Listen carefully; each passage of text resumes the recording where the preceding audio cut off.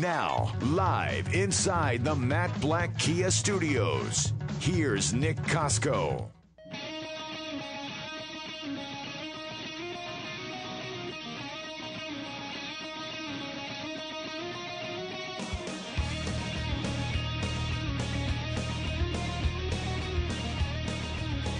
Welcome to the College Football Countdown to Kickoff show, powered by Calvi Electric. I'm your host, Nick Kosko, taking you up to the kickoff of Rutgers football at noon today. They take on Maryland on the road. Next 45 minutes, me and you, text board, Scores text board open, 609-403-0973. Chime in your thoughts on Rutgers, college football in general. We will have Seth Emerson of The Athletic, who covers Georgia football, join us about 11:15. Get his thoughts on Georgia, LSU today, the SEC, college football playoff, all the good stuff. Boy, I have a lot to say about Rutgers that I don't want to be too repetitive today, but I can only say the same things, but just be more. I have to get my point across a little bit more today because they stink. Rutgers is terrible, and I hate to say that because, I mean, not only did I go to the school, I'm a staunch supporter of the football team, but they're horrible. It is embarrassing to watch. It's awful to see. You'll hear my pick later. Just spoiler again. I'm not picking them to win today, but you'll hear my score later, and it's not pretty. Going up against a team like Maryland, who came in the same year as Rutgers into the Big Ten, this should be the rivalry. This should be a trophy name for this game eventually. This should be the last game of the year. And it's turned into, Rutgers is going on the road today, and they're probably going to get killed again by 30-plus points. The spread at one point this week, I think it was 26, minus 26 for Maryland. Rutgers got dominated by an Illinois team, which is also at the basement of the Big Ten, in Piscataway last week. It's horrible. And what I don't understand is, you could say all you want of how bad Rutgers is, and I get that because it's blatantly obvious this season. You can't deny the progress they made from 16 to 17, where they went from 2 to 4 wins, and Chris Ash he earned that little contract extension. He did. This team was in the basement when he hit a bare cupboard when he took over. He gets them to 3 Big Ten wins, 4 overall wins. They missed about 2 or 3 games last season. I mean, this is a team that could have won 6 or 7 games last year and should have went to a bowl game. And I get they're rebuilding. They're still rebuilding. You have a true freshman quarterback starting for your football team, but there's no excuse for how bad they played. On paper, this was a better team than last year. This is a team where you looked in the beginning of the schedule and said, hey, out of those first 7 games, they could win up to 6 of them, and you might clinch bowl eligibility before you play the gauntlet of the teams like the Wisconsins, the Michigans, the Michigan States, the Penn States. You could be a bowl-eligible team before that. The only tough game really that you really had no hope for was Ohio State. Everything else, Texas State win, Maryland win, Illinois win, Indiana win, Buffalo, Kansas should be wins. Northwestern toss-up. But come on. The offense has shown signs of life a little bit the past couple of weeks. Sikowski is getting a little bit more comfortable, but, I mean, this is an 18-year-old kid, and you can't expect him to play lights out. You need a balanced running attack, which they don't have. You need good offensive line play, which they don't have. You need good defensive play, which they absolutely don't have. And it blows my mind because you have a guy in Chris Ash who is the Ohio State defensive coordinator. Now, mind you, under Urban Meyer, you have the best of the best recruits, best of the best in terms of programs around the country at Ohio State. I get that. But Chris Ash should have this mentality, all right, this is how you build to get to that point. The guy was at Wisconsin before that. This guy should know how to build a defensive-minded team. He was a defensive coordinator. How does your defense get worse every single year? They've had the same defensive... Talk about continuity, by the way. They've had the same defensive coordinator in Jay Neiman for the last 3 years. All 3 years under Chris Ash. Yet they've had... This is now their 9th offensive coordinator in 9 years. And this guy happens to be John McNulty, who was under Schiano back in the glory days of Rutgers football just 10 years ago. And you would think retreads are never good, but he's been a better coordinator than Neiman. The offense has shown a little bit. They've shown more than the defense this year. The defense has been horrible all season. They gave up 7 points to Texas State. Technically 0, actually, because the score was on a pick 6. That was your only good defensive performance against a bottom team in the FBS. Not even Power 5, FBS. That's it. Everything else, awful. Ohio State put a 50 spot on you. Kansas put a 50 spot on you. Buffalo almost did that too. Buffalo could have scored 70 in that game. They took their foot off the gas pedal. I don't understand how if you have people preach continuity in college football programs, and yet Rutgers has continuity on the defensive side. I get losing guys to injury, losing guys to graduation, to the pros, all of that. I get it. I get their depth stinks because they've had a lot of decommitments and guys kicked off the team. Ash trying to basically clean. He's not cleaning house, but he's trying to scrub everything out and make it a clean image, a clean culture for this program. But if you have continuity coaching-wise, defensively, how are you getting worse? You can almost guarantee this team to give up 35 to 45 points a game, no matter who you're playing. I'm telling you right now, they're probably going to do it again today in Maryland. On the road, Maryland runs the football very well. Rutgers gives up constant big plays. Constant. Jay Neiman, I think, needs to be coaching for his job today. Him and Ash better have a good defensive game plan, because if they don't, if I'm Rutgers or if I'm Pat Hobbs, the athletic director, I'm telling Chris Ash, because they're not going to fire him. If you're a Rutgers fan or if you hate Rutgers or you're criticizing Rutgers, they're not firing Ash. They won't. You want to buy him out for about $10 million? I don't think so. They're not going to. I liked the hire of Ash 2 years ago in 2016. I thought it was a nice culture change from the Kyle Flood era, because he was a holdover from Schiano and the program went into turmoil off the field, which resulted in the poor on-the-field play after 2014. I like Chris Ash as a culture guy, but how many times can you hear him every single week say the same thing? We got to get better, got to coach us better, players got to play better. We're trying to build something here. I like our effort. We get that. We hear it every single week.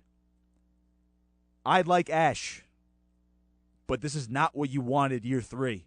You expected 5 to 7 wins this year. You expected progress, not 10,000 giant steps backwards. This is horrible. This team is in line for 1-11 this season. I don't care how big of a supporter you are of Rutgers. This should make you sick. The attendance, the lack of, should make you sick. They had their blackout game last week. Nobody there. I saw more gray and red because of the seats last week on TV. And it was at noon. So much for a blackout game. If you're Rutgers and you want to play not in the noon slot anymore, play at 3:30, play these primetime games again on ABC, ESPN, primetime Big Ten Network, start winning some football games. It has to start today, but I don't think it will. If they somehow win a football game today, I'll be shocked. I'd be pleased, but then I'm going to say, where the hell was that in the last couple of weeks? How are you going to beat a Maryland team on the road, yet you can't beat a bottom feeder program like Illinois and other teams like Buffalo and Kansas? It blows my mind. I've tried to back up this program and play the optimist role and saying, well, they showed progress in 2017. It's a down year. Everything's going wrong for them. You have to wait till year 4. And you do have to wait for year 4 because they can't fire Ash. I think he can get the program stabilized again. I think he can. But it's not going to happen anytime soon. With recruits decommitting right now, Ash is going to have to make a large effort to go out of state. They preach in-state recruiting, but you have to go out of state. You just have to find these playmakers somewhere. You need some kind of sign of life to say this program's not totally dead. Otherwise, it's going to be a long time coming before Rutgers finds its next head coach to lead this program back to where Schiano had it. People forget, this was a top 10 team back in 2006. They were a triple OT game away against West Virginia from winning the Big East and playing in the Orange Bowl. And a bad loss against Cincinnati that year. For Rutgers, if they were undefeated that year, I can make the argument, they would have played in the national championship. That's how good they were that year. That's where that program was at one point, about a decade ago. And it's amazing how they've fallen flat on their faces. So we'll see what happens today, but I can't hold out too much hope. All right, we'll step aside. Seth Emerson of The Athletic will join me in a little bit to talk some Georgia LSU today and some SEC football as well. Make sure you keep it locked here. It's the College Football Countdown to Kickoff show powered by Calvi Electric right here on 97.3 ESPN. This is the College Football Countdown to Kickoff Show, powered by Calvi Electric on 97.3 ESPN. Back here on the College Football Countdown to Kickoff Show, powered by Calvi Electric, right here on 97.3 ESPN. Pleased to welcome in now Seth Emerson of The Athletic. Covers Georgia football. They take on LSU today. Seth, thank you for joining me this morning. Anytime. Now, I'll just get right to it. Georgia, obviously one of the best teams in the country. There's a huge game with LSU today. Then, obviously, the schedule gets tough as well. They have number 14 Florida. They have Kentucky and Auburn right after that. So I just got to ask you, how imperative is it for the Bulldogs to get off to a good start today, knowing that this schedule just gets crazy after today? Well, you could argue that this is the craziest of it, considering it's on the road. LSU is probably the toughest place to play in the SEC. And Florida, we'll see. They might be a little bit ahead of schedule under Dan Mullen, but Georgia has had good history against not only Dan Mullen, but his defensive coordinator, Todd Grantham. Auburn looks like they're not as good as in the past, especially last year. And Kentucky actually matches up well with Georgia, but it's still Kentucky. So I think a lot of people, and there's no guarantee of this, but a lot of people think that if Georgia can get through today, that they're in very good shape to be 12-0 going into the SEC championship. Now, about Georgia themselves, I'm very intrigued by their quarterback situation. Now, I am a huge Jake Fromm fan. I've been on the record saying that. I've been following him since he was in high school. He's one of the best quarterback recruits as of late. But obviously, Justin Fields was another great recruiting get for Georgia. He's been getting a little bit more game action as of late. Do you sense a quarterback controversy potentially brewing, or do you think Kirby Smart is going to kind of leave Fields in as a special package type of quarterback? More the latter, but they have to be careful that it doesn't become a controversy. They've got a good kind of, the thing with college locker rooms, it's not like NFL locker rooms where people are more independent thinking, to be honest. College teams are run like dictatorships. So when the head coach says this is what we're going to do at quarterback, that's what you do. But you can't kind of dictate what people in their hearts and minds say. And if Fromm struggles a little bit, if Fields looks a little good, then you start to have some fraying. There becomes debates in the fan base and on social media, which players cannot be immune to. But right now, they've got a good situation. Fromm is the starter.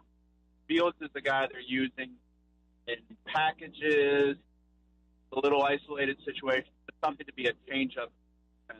It'll be really interesting to see how they use Fields today, because the way they've used him the last few weeks has been pretty inconsistent, honestly. And I wonder if it's been working towards this stretch starting at LSU. I talked to Gary Danielson earlier who's calling the game for CBS, called the game last couple weeks.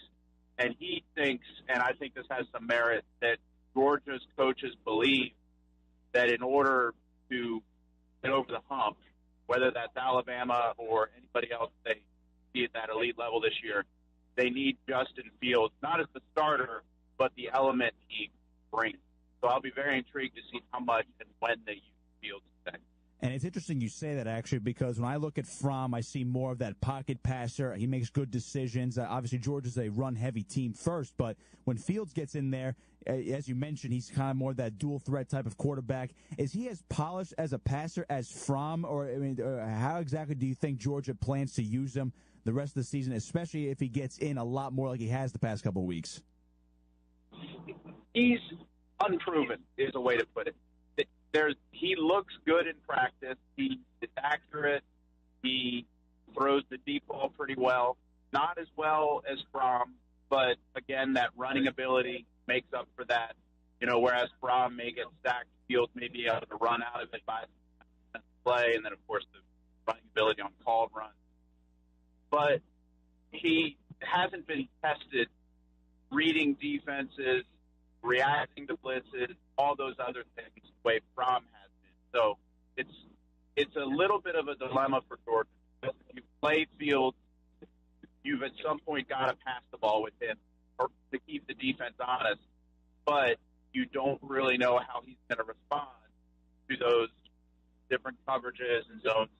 You don't know until you put him in there. There's no reason to think he won't respond to it, but you're testing it in vitally important circumstances when you put him in there today at LSU.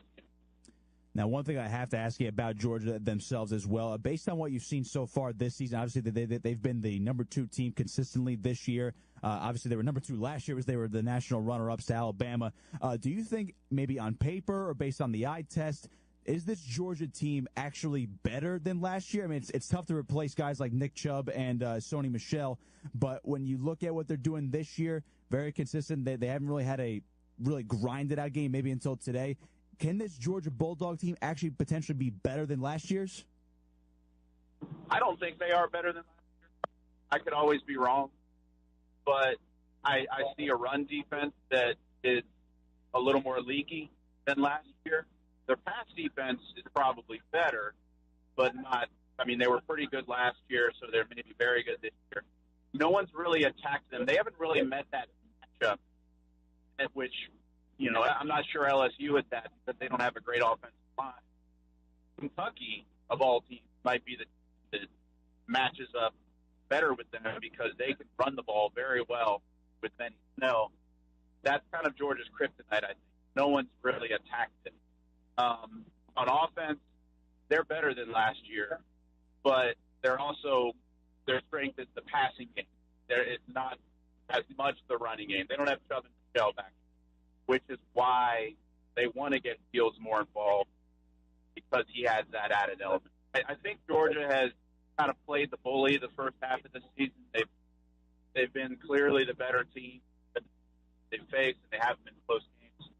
Today is when they get really tested. Most people think they'll win. I have them winning too. I would look at it now, and I'd say they'll be favored all their games, go 12-0. But whereas last year going into the SEC championship against Auburn, Rose Bowl against Oklahoma, and then the national championship, you always kind of said Georgia's got a really good chance here. I think if Georgia and Alabama played this week, almost everyone would pick Alabama because Alabama's just that much better than everybody. And I'm not sure that Georgia is ready to play a Clemson or Ohio State right now. I think honestly, just based on my eye test, I think they're at the Notre Dame level. It's interesting. I think they're the second best team in the SEC, clearly. But then again, I'm a beat writer. I cover the team every day, see every game. So I tend to see the warts a lot more than other people do. So maybe I'm not looking at it from 30,000 feet like I should, but that's kind of what I. And it's interesting you say that, too, because my follow-up question here is the SEC is looking to get 2 teams back in the playoff again this season. And obviously, by the way, Alabama's been playing this year. They seem to almost be a shoo-in to win the conference and be the number 1 seed. Do you foresee it being Alabama and Georgia being the 2 SEC representatives in the college football playoff? Because, by the way, the schedule is going, it seems like as long as Georgia wins today, they should be able to win the next couple of games, and you could see a Georgia Alabama matchup in the conference championship game. Do you see these 2 teams running the table, meeting in the conference title, and then both making the playoff? Right now, I see them running the table. If one of them stumbles and then loses the SEC championship, clearly that team's not getting the playoff unless craziness happens elsewhere. Oh, interesting. If you have a scenario where they're both 12-0 and you know, then it depends on how the SEC championship game goes and what happens elsewhere. I think 2 things have to happen. Number 1, it has to be a very close SEC championship. I don't think they'll put 2 teams from the same conference in the playoff if one convincingly beats the other in the championship. It just would seem like, all right, that was settled. You know, Alabama or Georgia, whoever lost that game, you would say they had their shot. You know, the thing is, Alabama last year, when they got in as the second seed, did not play Georgia. They lost to Auburn at Auburn, then did not play the SEC championship, and then they got in as the 4th team because there was not another 1-loss Power 5 conference champion. So that's the other thing that has to happen. If there is a one-loss champion from the ACC, Clemson, probably, Ohio State from the Big Ten, even Oklahoma, people need to not discount them at this point. And Notre Dame is sitting there at 12-0, potentially even Notre Dame at 11-1. I think those teams are all getting in over a one-loss SEC championship game loser. So now, when you talk about Alabama, and they have been absolutely dominant. I mean, their starters don't even finish the game. They're so good right now. They have Tua Tagovailoa at quarterback. Jalen Hurts is your backup, and who's led the team to 2 national title games. So when you look at Alabama, and obviously from the SEC perspective, with them being this dominant, what can actually be done to stop them? Because it seems like they're an absolute juggernaut right now. Well, other than an injury to Tua,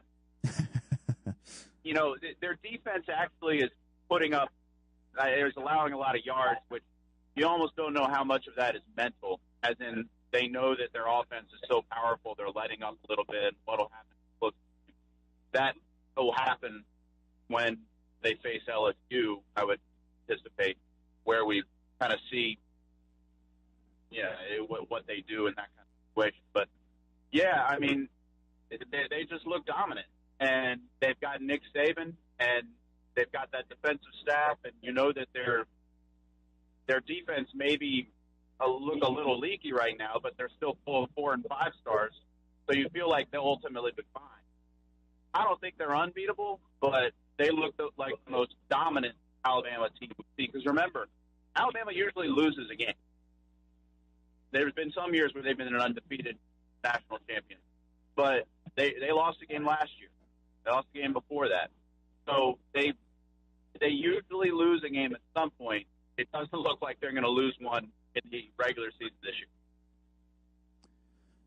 We're talking with Seth Emerson of The Athletic, covers Georgia football. You can follow him on Twitter at Seth W. Emerson. Seth, one more for you, and it's interesting because you wrote a story on this a couple days ago. It was the big upset of Georgia over LSU about 20 years ago. Give us a little tease about that, a little perspective on that story, and why this game is relevant then, and why it kind of means a lot today. Well, it was 20 years ago, and Georgia was unbeaten, and it went into LSU, which was unbeaten, and I believe LSU was number 6, Georgia was number 12 or 13. And it was the high water mark for the Jerry DiNardo era at LSU. We kind of look on the LSU Jerry DiNardo era as this kind of, failure era, but they were actually very good, riding very high.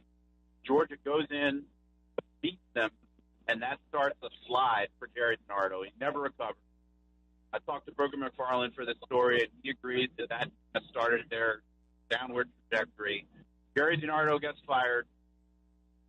They replace him with Nick Saban. So that loss hit on by Georgia basically sets the table for Nick Saban to come to the SEC, and the big play of the game, at least on the defensive side for Georgia, was made by Kirby Smart, who obviously worked under Saban for years. So it's almost kind of a circle of life kind of deal. That is absolutely fascinating. And if you have the time, please go out and read that by Seth Emerson on The Athletic. You can follow him on Twitter once again at Seth W. Emerson. Seth does a great job covering Georgia football. Seth, we appreciate the time this morning. We'll see how Georgia does against LSU, and hopefully we talk to you again soon if Georgia happens to run the table and make the playoff as well. Sure thing. All right, that was Seth Emerson of The Athletic covering Georgia football. You can follow him on Twitter at Seth W. Emerson. We'll take a quick break. On the other side, picks and predictions for today's games in college right here on the College Football Countdown and Kickoff Show, powered by Calvi Electric right here on 97.3 ESPN. This is the College Football Countdown to Kickoff Show, powered by Calvi Electric on 97.3 ESPN. College Football Countdown to Kickoff Show, powered by Calvi Electric. Nick Kosko with you. We'll take you up to about 11:40. Got about 6 or so minutes to go, and we'll send you out to the Rutgers IMG Network team. Chris Carlin, Ray Lucas have the call today, as always, for Rutgers. They take on Maryland on the road. Also got Penn State later today as well. Then Game 1 of the ALCS right here on 97.3 ESPN. My Boston Red Sox hosting the Houston Astros. Milwaukee won last night. How about that? Beating the Dodgers. They held them off 6-5, and I don't know. I like Milwaukee in that series, but obviously I got to pick my Sox, so maybe a Sox-Brewers series? That'd be fun. Mash them up series? I'd like that. But we're talking about college football right now, and we're going to get into what I feel are the best games of the weekend. And I'm looking at these some of these games today, a lot of ranked matchups, and I do want to start with the Georgia-LSU matchup. LSU, obviously, they've gotten some good offensive production out of Joe Burrow, the Ohio State quarterback who transferred in this season. LSU's at home, Death Valley. I'll tell you what, this is going to be a really tough game for Georgia, but I do like Georgia. And if you do, once again, thanks again to Seth Emerson of The Athletic. Follow him on Twitter at Seth W. Emerson, covers Georgia football. I asked him about Jake Fromm and Justin Fields and their quarterback situation for Georgia. I love Jake Fromm. I kept track of him in high school on Peter Berg's great documentary series, QB1. That's where I fell in love with the prospect of Jake Fromm, so to speak, because he is one of those guys who is your prototypical pro-style quarterback. Works hard, studies film. He's always in the weight room. He's on the practice field. He's in the film room. He does it all. He's a football guy.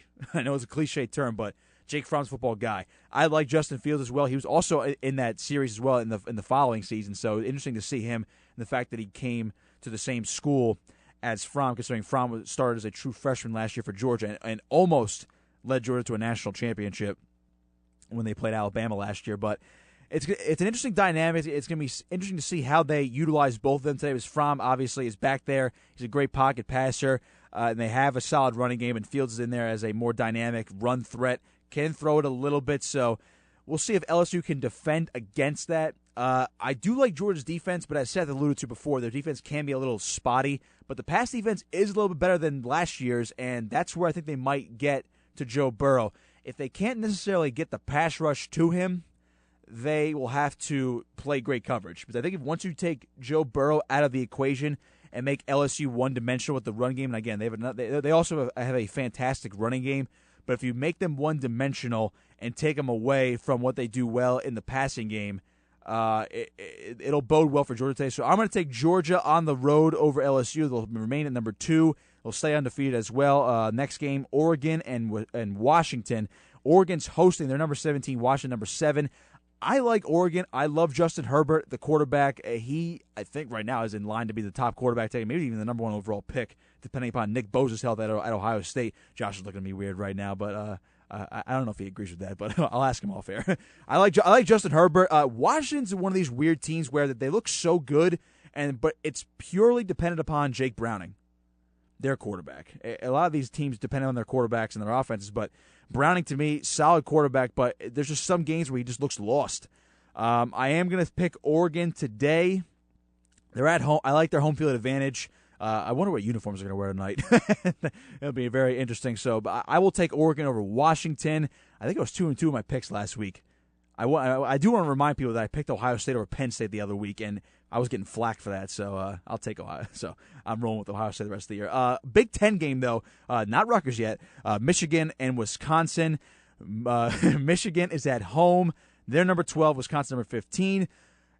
Wisconsin, just a bad loss earlier this season. That they've kind of readied the ship a little bit, but they're on the road. The Big House, very tough place to play. I like what Michigan's doing right now. When I talked to Nicole Auerbach a couple weeks ago, she's a Michigan alum. I asked her, is Jim Harbaugh on the hot seat? She said, maybe not quite yet. That opening loss to Notre Dame actually is looking better, because Notre Dame's a pretty good football team this year. So for Michigan, I like where they're at currently. Shea Patterson's playing better. The defense is pretty good. I love Karan Higdon out of the backfield. He's a stud running back. So I'm going to go with Michigan today at home over Wisconsin, and they'll keep their Big Ten championship hopes alive. Obviously, they have to play Penn State and Ohio State as well. And finally, Rutgers, and I said it before earlier in the show, you know where I'm going with this. They're not going to win today. Heck, I'm driving up north today, so I might have to listen to this game on the radio. I might not even keep track of it today because I just don't want to hear, oh, yeah, Rutgers is down 35-0. Rutgers is down 35-3. Rutgers is down 52-3. No, I don't think it's going to be that bad, but it's going to be bad. I'm going 45-14. Maryland over Rutgers, and the tailspin continues for the Scarlet Knights. Chris Ash, it's up to you, man. Get the ship righted. Otherwise, your job's going to be called for by a lot of these fans. But Pat Hobbs can't fire him. $10 million buyout. You have the money for that? I don't think so. All right, once again, thanks to Seth Emerson of The Athletic for joining me earlier today. Thanks to all of you out there listening. We'll send it out to Rutgers momentarily. Catch you next week on the College Football Countdown, the Kickoff Show, powered by Calvi Electric, right here on 97.3 ESPN. I'm Nick Kosko. So long.